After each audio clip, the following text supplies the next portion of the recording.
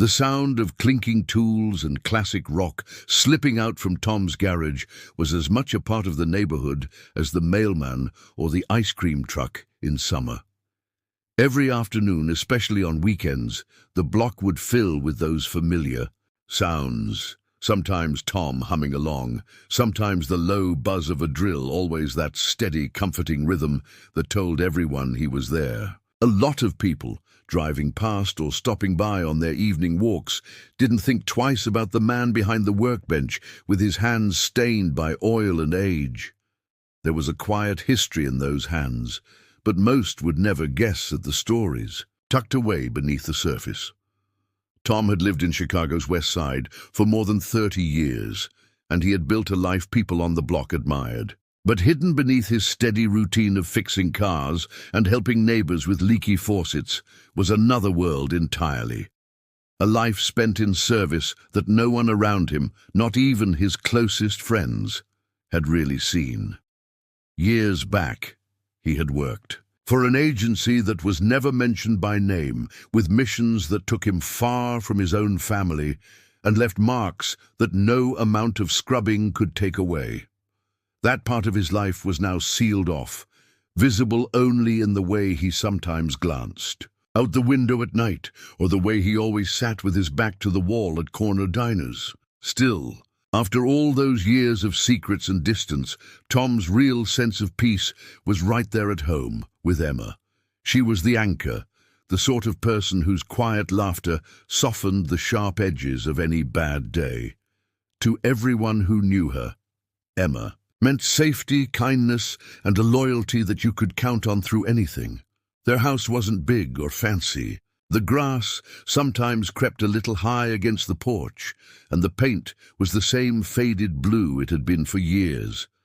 But for Tom and Emma, it was a refuge, a new beginning set far away from the shadows that had once crept into Tom's dreams. Over time, their home had come to stand for something in the neighborhood, a symbol of building fresh starts, a place where people could find help, a smile, maybe a tool to borrow, and always a listening ear. The ordinary calm of a Saturday afternoon was suddenly shattered in Tom's neighborhood. Across the row of quiet homes, where people usually worried more about their overgrown lawns and the next barbecue, trouble arrived with a screech of brakes and the clatter of doors. 3 jet-black SUVs swung around the corner, coming to an abrupt stop right in front of Tom's faded blue house. Their engines rumbled in the still air, a deep, unfamiliar sound that unsettled even the dogs. Within seconds, the street transformed. Curtains twitched as neighbors who'd been fussing with potted plants or flipping burgers stopped, their faces etched with confusion and something close to fear. Most folks on this block had never seen anything like it. Men and women in heavy, tactical gear jumping out, moving with a purpose that looked almost rehearsed. You could feel the tension roll down the sidewalk, sharp and electric, making kids freeze mid-hopscotch and parents instinctively stretch an arm across their children's backs. Tom didn't flinch. All those years spent in uncertain corners of the world had given him a kind of practiced calm. He wiped his hands on a rag, set aside his wrench, and assessed the situation while the agents fanned out across his lawn, managing their radios and keeping eyes everywhere at once. The smell of oil and warm metal tangled with a colder, unfamiliar edge, the scent of panic from the neighbors who knew on some level that when this many uniforms showed up, nothing would be the same afterward. Emma emerged from the kitchen, confusion written all over her face. "Tom, what's going on?" she asked in a voice just above a whisper, as if anything louder would make things worse. "It'll be all right," Tom said, as steady as ever. He reached for her hand, giving it a gentle squeeze, the same gesture he'd used every time he needed her to believe that he could get them through one more storm. Even now, with strangers encircling his house and a lifetime's worth of memories behind those walls, Tom faced the chaos with the same silent resilience that had carried him across oceans and deserts, always ready to respond, never giving in to fear. For his neighbours, this was something extraordinary, a street pulled out of routine and plunged right into uncertainty. For Tom, it was simply the return of a past that, deep down, he'd always known might find him again. The voices of the agents were sharp, echoing instructions that barely left any room for doubt. In less time than it takes to blink, Tom was pressed face down on the driveway, his cheek to the rough concrete, hands yanked behind his back. The metal of handcuffs bit into his skin. All around, boots stomped with no care for the tools scattered by his garage or the little flowers Emma planted. Along the walk, he felt the grounds chill through his shirt, a deep cold that seemed to climb right up to his core. If not for the tightness in his wrists, he could have closed his eyes to focus on his breathing, something he'd learned long ago in places much further from home. Shouts bounced off the siding, orders coming not from neighbours but from faraway offices, their voices stripped of any real feeling. The word "clear" rang out over and over as men moved through his garage and into the house, their movements rehearsed, treating every photo frame and old jacket as just another piece of clutter in the way. All those nights Tom barely slept, waiting for quiet footsteps or coded knocks. He never expected violence would breach the home he had worked so hard to protect. His mind kept working, pulling from all those years of training.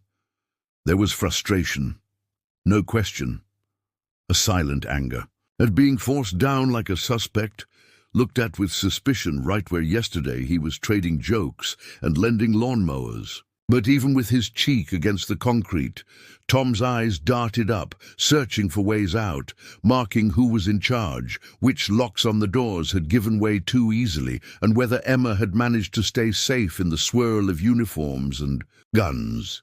There was no time to focus on humiliation. Stripped of his control, unable to reach for the comfort of a wrench or the familiar, steady weight of his old toolkit, Tom instead called back the discipline he had sharpened in command tents and dangerous back alleys many years before. In that moment, the difference was stark. This wasn't a forgotten road or some alley in a faraway city. This was his house, his porch with the peeling blue paint, and every piece they trampled was a memory he and Emma had worked hard to save. But even under the shouts and the metallic clatter, Tom's thoughts were clear and steady, already searching out solutions, working on what would come next, no matter how tight the ropes felt now. Just as the noise of boots and distant yelling seemed to reach its peak, Emma returned from the grocery store, humming quietly to herself. She had taken her time picking out apples and milk, chatting with the cashier about the unpredictable Chicago weather, and she hadn't sensed even a hint of danger. As she rounded the corner and stepped onto the block, a paper bag in each arm, the scene hit her all at once. Black SUVs, armored agents scattered across her front yard, and Tom, her Tom, pinned to the ground. Her heart skipped a beat, mouth falling open as the world she trusted twisted into something unrecognizable. Emma froze by the end of the sidewalk, eyes wide and nervous. She tried to speak, but the words caught in her throat. It was the sharp way the youngest agent in full gear moved towards her that really broke the spell. He shouted something about dropping the bags, holding up a palm in her direction as if she were a threat. She barely moved, gripping the bags, tighter, knuckles pale. The oranges tumbled out, rolling across the grass. All those years living on West Erie Street, and never once had she been made to feel unwelcome until this moment. The other agents hesitated, unsure of how to handle an older woman in the middle of what should have been a perfectly controlled operation. To them, she was just a problem, a possible risk, a set of arms moving where they wanted complete control. In that instant, every harmless wrinkle on her face somehow read as something suspicious, not as a sign of a lifetime of kindness. Offered to neighbors, there was a shuffling, a quick debate in whispers among the officers, as if common sense briefly fought with orders. Tom saw everything from where he lay. Emma's shock, the uncertainty in the team's movements, the way her small frame and gentle confusion became a momentary roadblock to their unchecked force. A new spike of anger ran through him. Not for himself. He could handle being knocked around, even forced flat in front of the whole neighborhood. But for Emma, who'd never hurt a soul in her life, now being stared down and yelled at in her own yard. The injustice stung.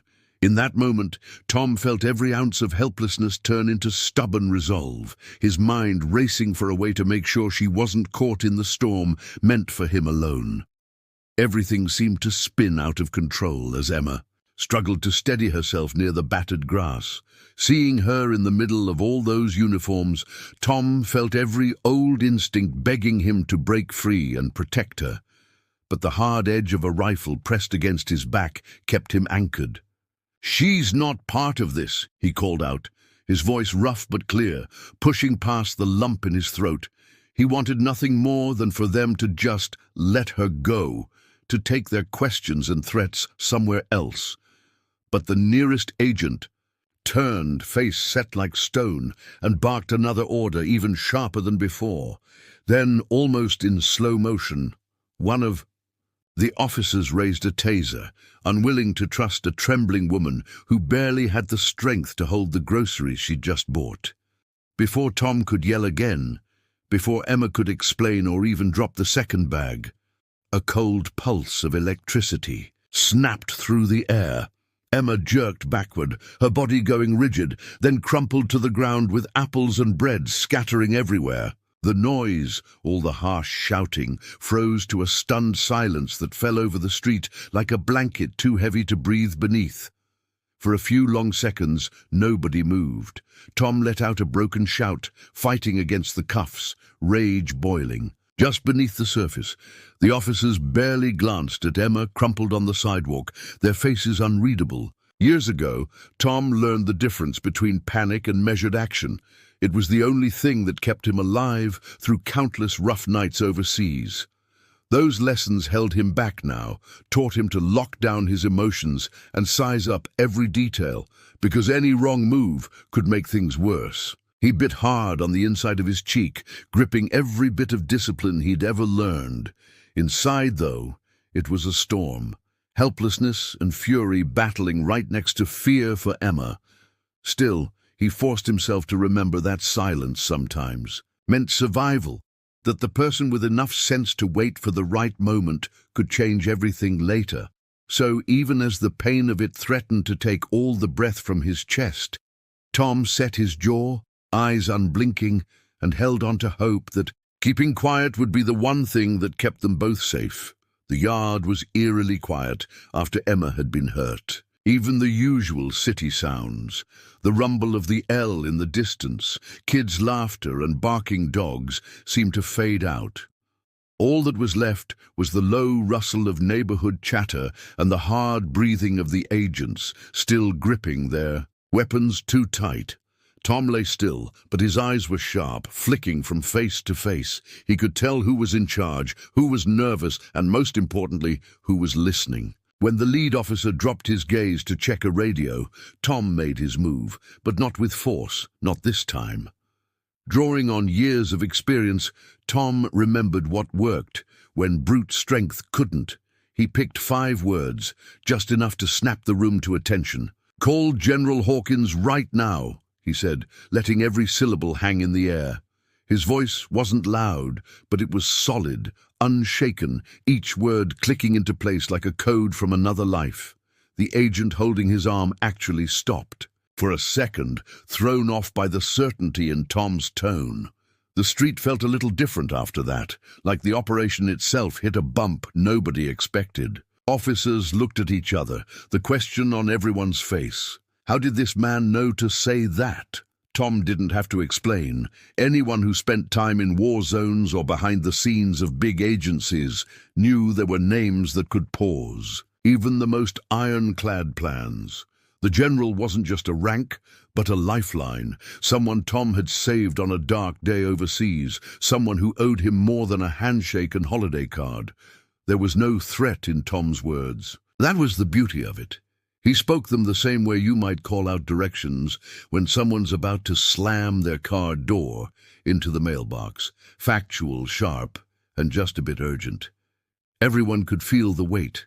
Nobody wanted to be the idiot who ignored a request like that, especially if it turned out to be real. The commanding officer stiffened, jaw tight, clutching his phone as if it might turn out to be a snake.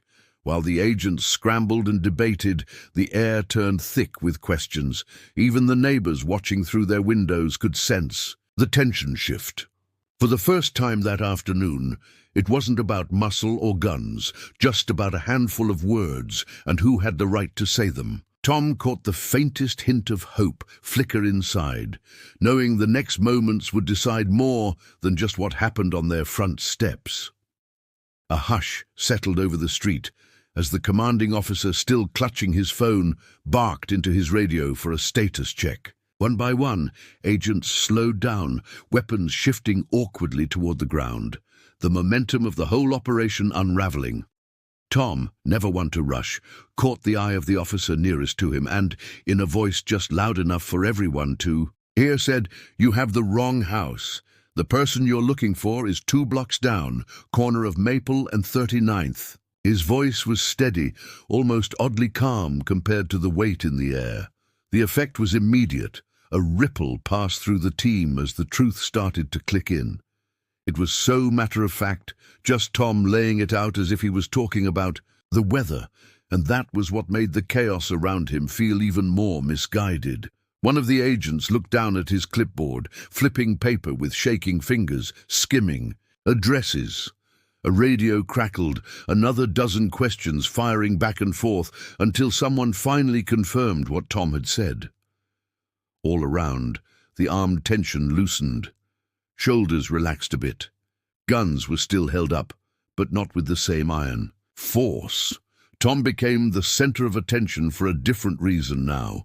No longer a possible threat, but a man pointing out their mistake when nobody else could see it. Some of the agents looked away from him out of embarrassment. Others busied themselves by checking their gear. Now, with Emma still lying on the ground, Tom's restraint and clarity stood out more than ever. The sense of authority that had stormed onto the block not an hour earlier faded fast. An agent came over, wordless but contrite, unlocking the cuffs around Tom's wrists. It was a quiet, almost embarrassed gesture. Apologies, if any, were clumsy and soft, not really reaching the heart of the mess they had caused. None of them wanted to meet Emma's eyes as she was slowly helped up by one of the neighbors. Tom stood and straightened his shirt, looking around. At the mess, groceries spilled, his house turned upside down, the damage not just to property but to trust. The whole thing might have gone another way if he'd given in to anger or fear, but now the heavy spell of so-called authority broke, replaced by a simple truth. Mistakes sometimes come disguised in the costume of certainty, undone only by someone willing to speak up, no matter how powerless they might seem. As Tom stood rubbing his sore wrists, the commotion started to give way to a heavy silence. In the middle of the broken groceries and trampled garden beds, he reached into his shirt pocket, drew out a small metal badge, and held it up for just a moment. The silver emblem had always stayed close, hidden ever since he left everything behind to build a quieter life in Chicago with Emma. The symbol wasn't flashy. It was almost worn smooth from years of being carried. But for those who knew, even a brief look was enough. One of the older agents, a serious-looking guy with years etched along his jaw, caught sight of that emblem first. His eyes widened, and he nudged the agent beside him. Whispers spread quick. Those who had only known Tom as some possible threat now stared, their tension mixing with an unsure respect. The emblem stood for a history most of them would never understand. It spoke of silent sacrifices, the kind nobody ever talked about at backyard barbecues or over coffee in the break room. Emma, though still rattled and shakily checking her arm where she had fallen, saw the change ripple through the crowd. The agents who had barked orders minutes earlier now lingered at the edge of the grass, hats in hand and heads a little lower. Even the officer who had raised his weapon at Tom seemed at a loss, words caught somewhere between apology and explanation. Everyone seemed to realize that this man wasn't just another name in the database. He'd carried burdens and duties that lived on long after their shifts ended, and all of it was summed up in that quiet little badge. Tom slipped the emblem back into his pocket and looked around. The badge didn't need explaining. The looks, passed among the agents, were enough. The older agent, suddenly gentle, stepped forward and murmured a soft, "Sir, we are truly sorry." It wasn't much, but Tom could hear that he meant it. Respect didn't appear all at once. It was slow and uncertain, tiptoeing into the space where suspicion had lived only minutes before. Still, it changed the mood. Some of the neighbors, pressed up to their windows, started to drift away, sensing the worst had passed. The agents, for their part, moved with new care as they began to gather their things, not wanting to leave a deeper mark than they already had. What had started as a clash between strangers with badges and two regular folks had now shifted into something else entirely. As the immediate threat faded, the line dividing the trained agents from Tom and Emma seemed to blur, if only for a short time. Nobody cared about protocol right then. The agents rushed to lend Emma a hand, two of them, helping her gently up from the sidewalk, making sure she could walk a few steps. Another agent, the one Tom now recognized as being hardly older than his own kids, offered her a bottled water he pulled from a backpack. Tom moved with a quiet but steady purpose, putting an arm around Emma and checking her for signs of injury while keeping his cool. He asked the lead officer for an ambulance, not with anger, but with that tone that makes saying no unthinkable. The officer nodded, fumbling with his phone, looking for the right number. This time, Tom didn't need any badge. His words had an unmistakable weight. His presence a kind of authority the agents suddenly recognized, but couldn't quite name. It was a respect won in tougher places than this, and with higher stakes. Emma, shaken and pale, managed. A weak smile for Tom. She leaned into his shoulder and whispered, "Let's just go home, please." Tom squeezed her hand. "We will. You're safe." He turned back to the agents. The same group that had stormed their lives only minutes before now found themselves listening in a way that felt unfamiliar.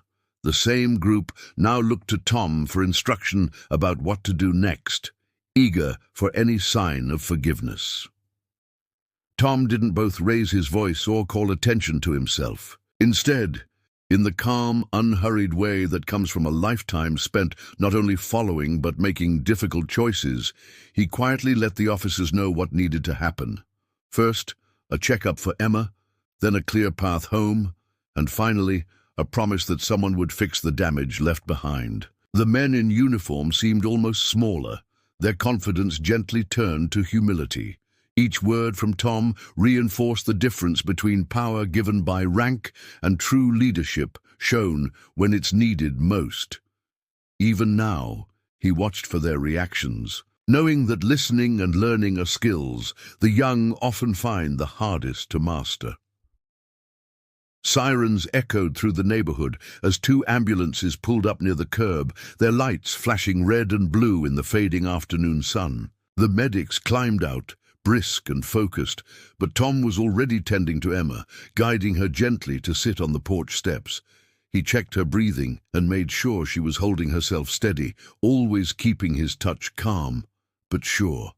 His hands moved with careful practice, picking bits of gravel from her palm and brushing the dirt off her scraped knees. Nearby, a medic complimented his steadiness, and Tom only nodded. He had done this sort of thing in far harsher places, but today it was just love that set his actions apart. Emma's eyes were still wide, her body tense from the shock, but she tried to smile at Tom. He helped her drink slow sips of water, never letting his attention wander, not even as the street around them swirled with police radios and talk about finding out who gave the order. Tom kept his voice soft, telling her that everything would be all right, that they just needed to focus on the hours ahead, not the wreck left behind on their front lawn. The neighbors, many of whom Tom and Emma had seen only in passing before, now gathered in quieter clumps on their lawns or watched from porches.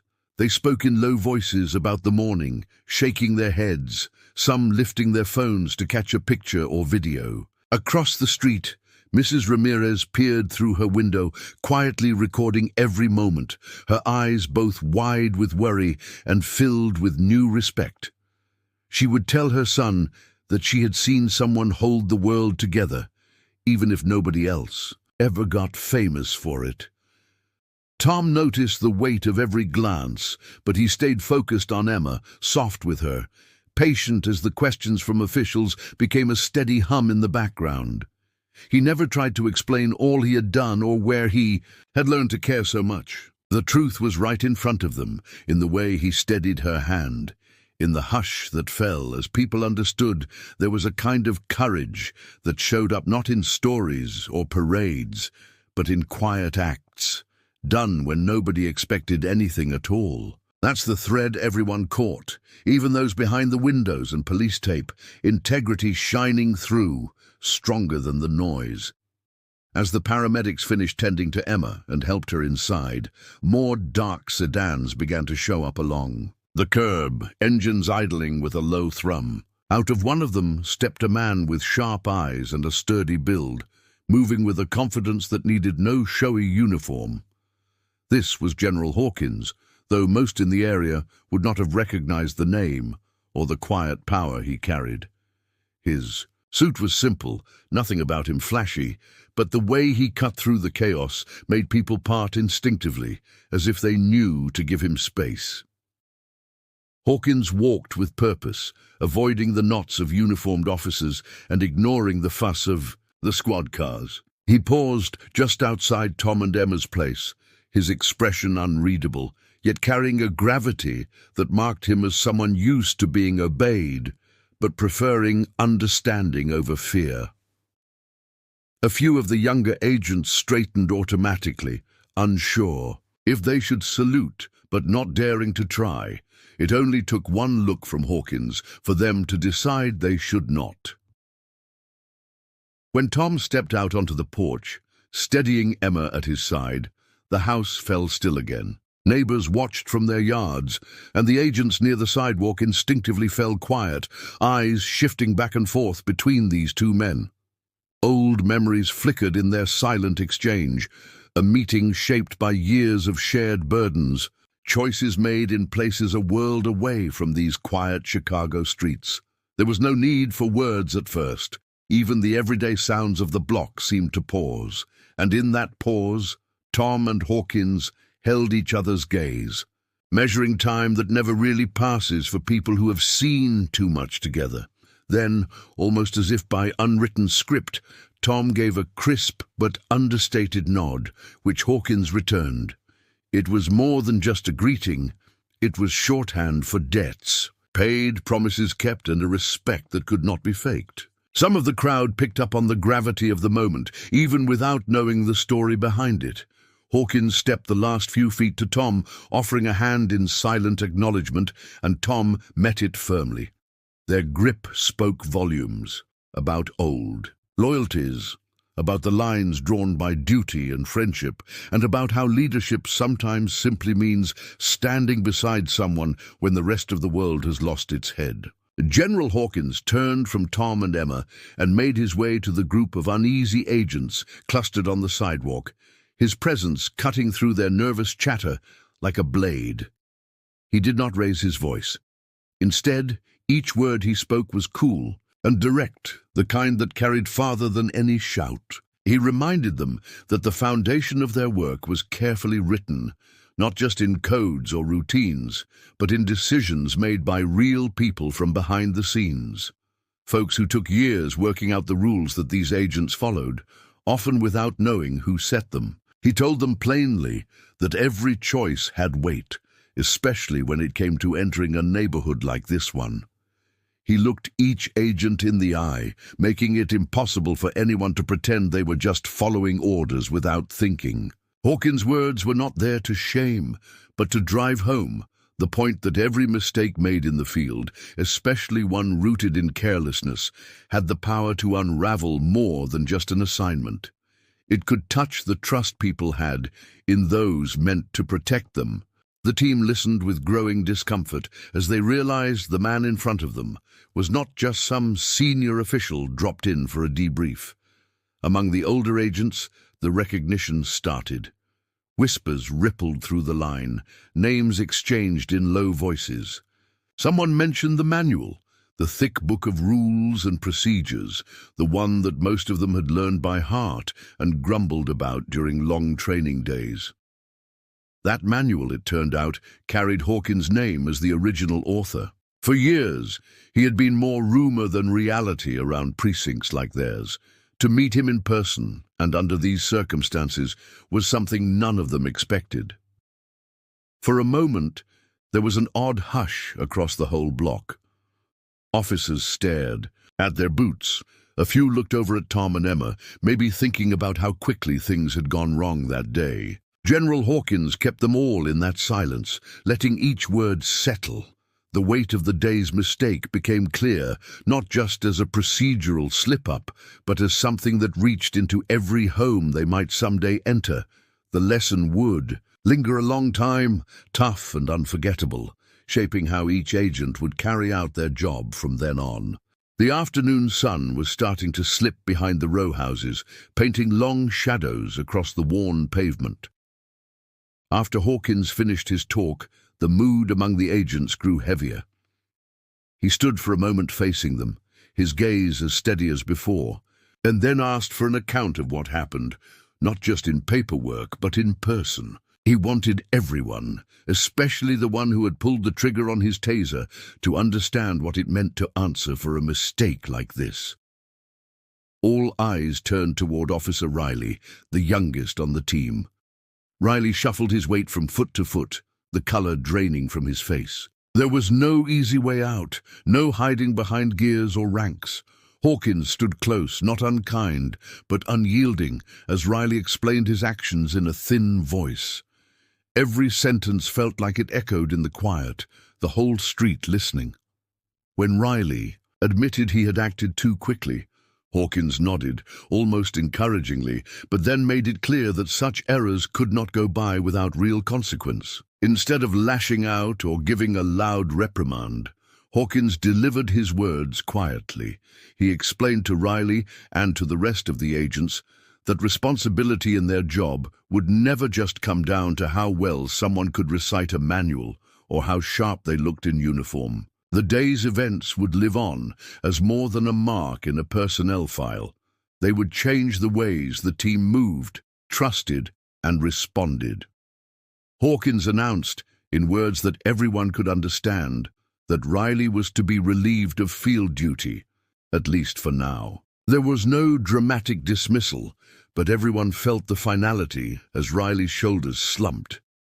For the whole block, it was a sobering moment. It was not about punishment for the sake of punishment, but a silent reminder that what happened today would echo for a long time. In Riley's career, in the trust between law enforcers and people like Tom and Emma, and even in the way neighbors would look at police for the next month or year. Mistakes here came at a cost that was not always seen, but was deeply felt. The lesson ran deep, making everyone think twice about what it really means to act, to protect, and to live with the outcome of a single rushed choice. After the weighty silence that followed Hawkins's decision about Riley, things slowly began returning to normal, or at least the closest they could get. Some agents moved quietly back toward their vehicles, avoiding eye contact with neighbors or with Tom and Emma. The street started to take on its usual sounds again as the crowd thinned out and the hum of distant traffic crept back in. Ambulances pulled away, leaving nothing but faint tire tracks and a sense of relief wrapped around exhaustion. General. Hawkins, however, lingered on the sidewalk, waiting for the last of the bystanders to drift away. He glanced over at Tom, who had just finished helping Emma inside. Tom hesitated only a moment before stepping back onto the porch, nodding to the General in quiet invitation. With no one left to overhear, Hawkins reached into his coat pocket and produced a thick business envelope, sealed and marked with official stamps. He set it down on the top porch step, not handing it straight to Tom, as if to let him decide what to do with it. Hawkins explained in careful words that inside the envelope were instructions and clearances meant only for someone of Tom's background. An invitation to return if he ever wanted, plus a formal written apology. "You served well beyond what most ever do," Hawkins said, his voice steady but carrying an undertone of regret. "This can never pay back what you're owed, but it's something." There was a pause, and the quiet that hung between the two men held years of shared history, things spoken and unspoken. Tom looked at the envelope, and for a long moment it seemed as though he might reach for it.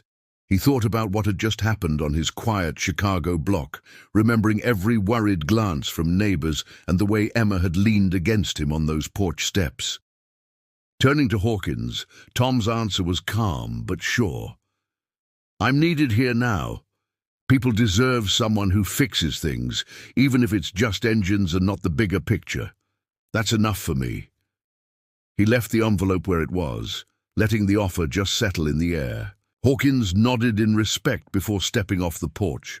There was no ceremony, no last military handshake, only an understanding that, right now, real work was found in the everyday, in earning trust and mending what could still be saved with quiet hands and honest effort. In the days that followed, the energy in the neighborhood shifted. Gone was the tension that had filled every doorway and sidewalk. People moved with a kind of relief, almost cautious at first, as if they were testing out a new way of living side by side. Police patrols still cruised through every now and then, but now their cars rolled by a little slower, windows down, and officers would sometimes nod or wave instead of keeping their eyes fixed straight ahead. Folks noticed the difference, and bit by bit they stopped glancing over their shoulders in fear. Neighbors who used to keep to themselves began to talk over the fences, sometimes starting with a quiet acknowledgement of what had happened.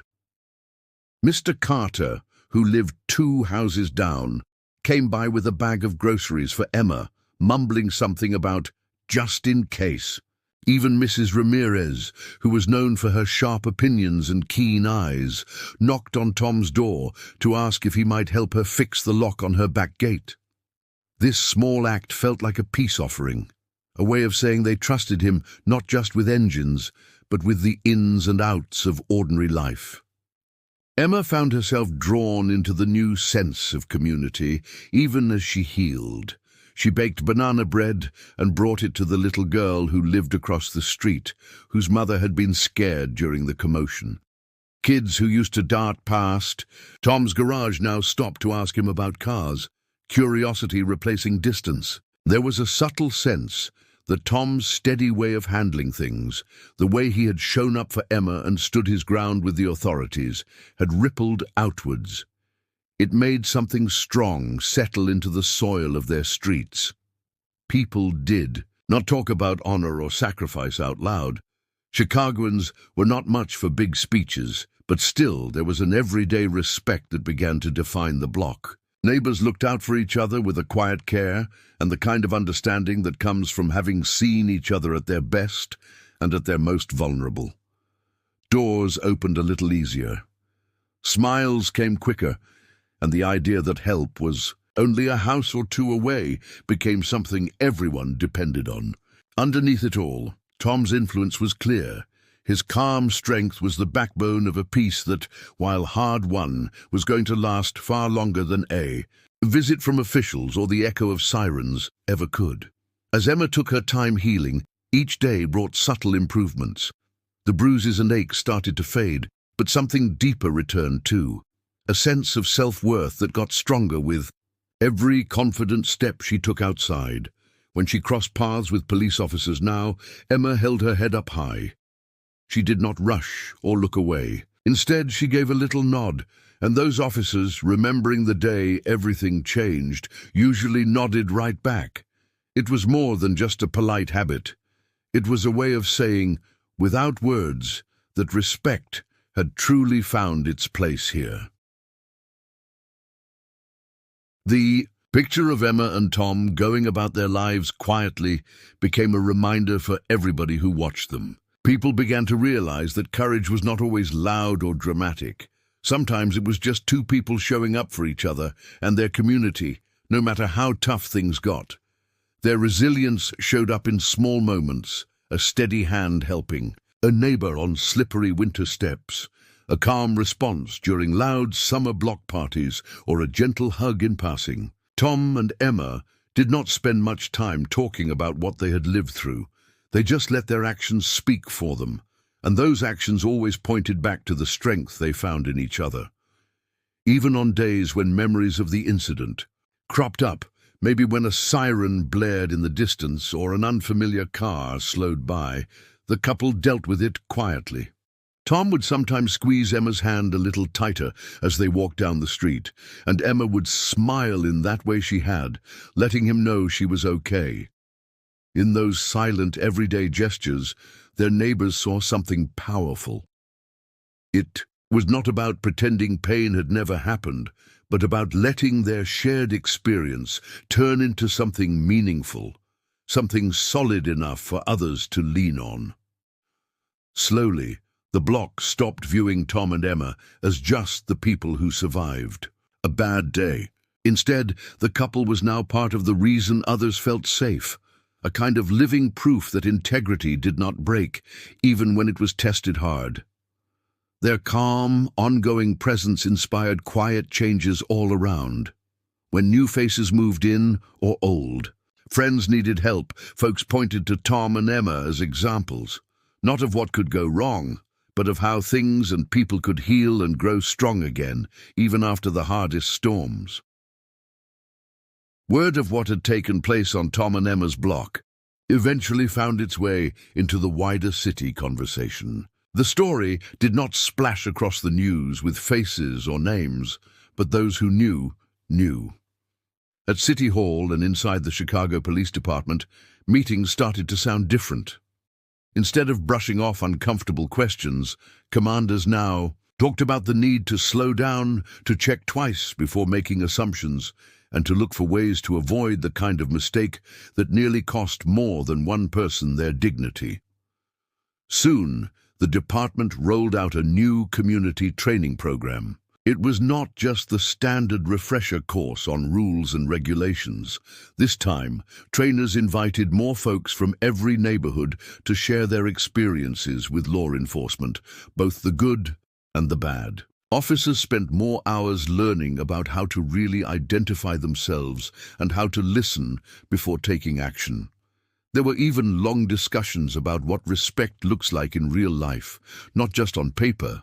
Things like making eye contact, explaining yourself clearly, and walking away from a situation if you realize you have made a genuine mistake. This new approach did not erase the past, but it started to shift how the police did their jobs across much of Chicago. Tom and Emma's story, the whole messy, difficult day, turned into a quiet reference point. New recruits would hear versions of it during training sessions. Supervisors would remind their teams to do it right, not fast. The changes were not about singling out a villain or turning the family into citywide celebrities. In fact, the official reports avoided names, keeping everything anonymous out of privacy and respect. But in every neighborhood meeting and police briefing, people understood who had made the difference. Over time, a new kind of respect grew in the community. Residents began to see that change was possible, not because someone shouted the loudest, but because people in charge had faced a failure, learned from it, and made things better for everyone. It was a reminder that real reform happens when mistakes are admitted and people are willing to adjust, instead of trying to hide problems away. On Tom and Emma's block and far beyond it, the lesson stuck. The path to genuine trust was built, slow and steady, by those willing to risk honesty and by leaders brave enough to turn lessons into action. Life on the block moved back into its usual rhythms, but you could still spot reminders that things had shifted. Every now and then, a patrol car would roll down the street, and the officers inside made a point to wave. It was never rushed or perfunctory. There were days when Tom or Emma would find a cup of hot coffee or a small box of donuts, carefully left on their porch early in the morning. Little gifts from officers who never expected a thank you note or public recognition. These gestures gradually replaced the strained hellos and averted eyes that had defined police visits before. As spring rolled around, neighbors started to see Tom differently too. Before the incident, people knew he had served, but they had always spoken about his time in the military with a kind of nervous respect, half myth and half whispered secret. Now, his background was seen through new eyes, more about service and selflessness than about conflict or regret. When someone mentioned his past now, it was with warmth in their voice, sometimes even with a hint of appreciation instead of the old caution. A sense of balance was being quietly restored. The gifts and the waves were so minor that they might have gone unnoticed by anyone passing through, but for Tom, they mattered. He accepted them simply, not letting them go to his head.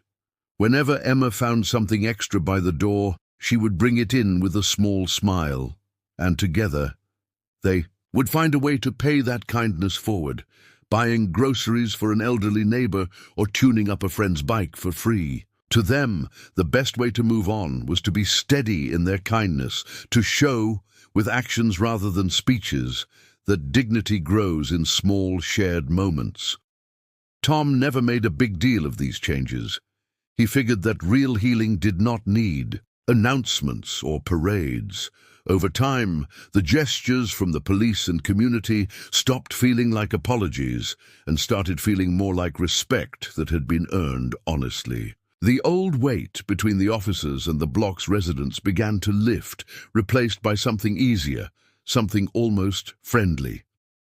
In Tom's mind, these constant quiet offerings were the true markers of reparations, not grand gestures, but a collection of daily actions, proving bit by bit that trust and decency could be rebuilt even where things once seemed broken beyond repair.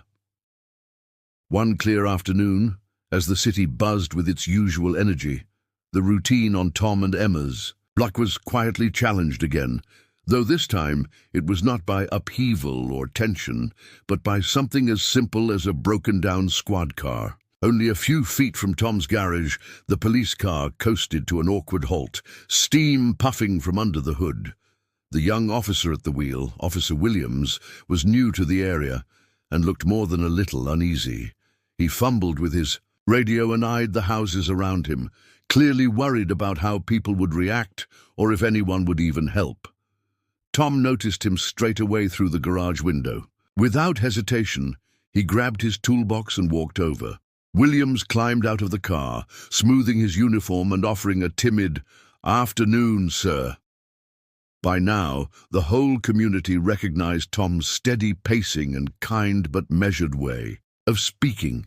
Officer Williams barely got through his explanation, something about a strange noise followed by a dead engine, before Tom was already popping the hood and poking around. Tom did not make a big show of it. He asked a couple of straightforward questions, then gestured for Williams to hold the flashlight. As they worked together, the young officer kept trying to explain himself, saying how much he respected Tom and heard plenty about what he had done, though he struggled to find the right words. Tom simply nodded, focused on the task.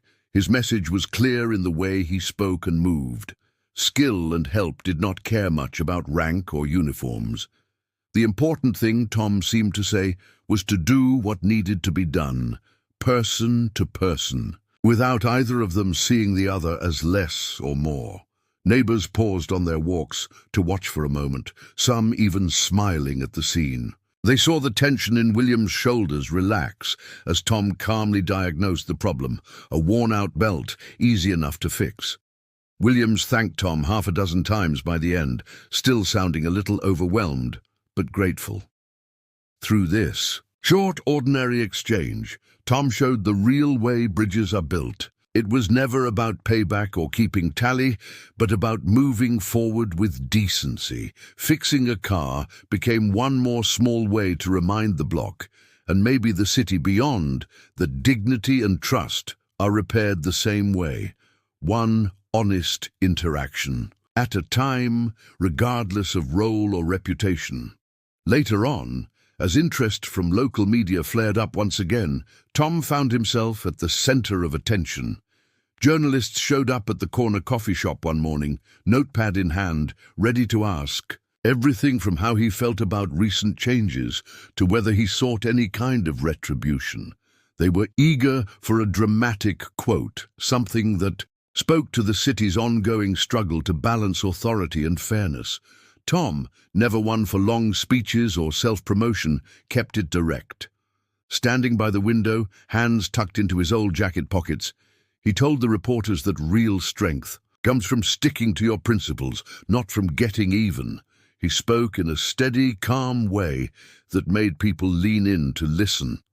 Tom explained that defending your dignity does not have to mean fighting fire with fire. Instead, he said, it is about having the courage to explain yourself, to ask others to listen, and to respond with respect, even when every part of you wants to push back or lash out.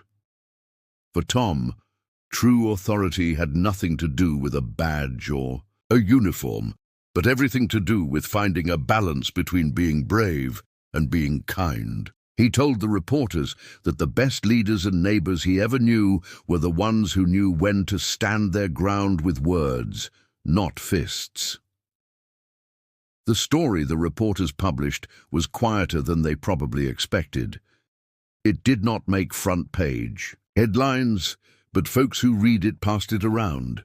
The article described Tom as a veteran who had seen enough of life to know that violence often leads nowhere. And as the neighborhood went on with its routines, Tom's words seemed to settle over the streets like a gentle reminder that some lessons outlast any medals, any newspaper stories, or even the passing of years.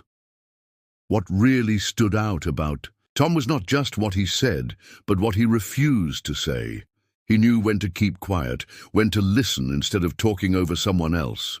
He taught, mostly by example, that forgiveness rebuilds bridges far faster than anger can. And every day, by choosing to serve, whether by fixing a patrol car, looking out for a neighbor, or simply waving hello, he quietly reinforced those lessons that everyone eventually noticed. After all, Tom often repeated, real strength can be summed up in 5 easy words. How can I help you?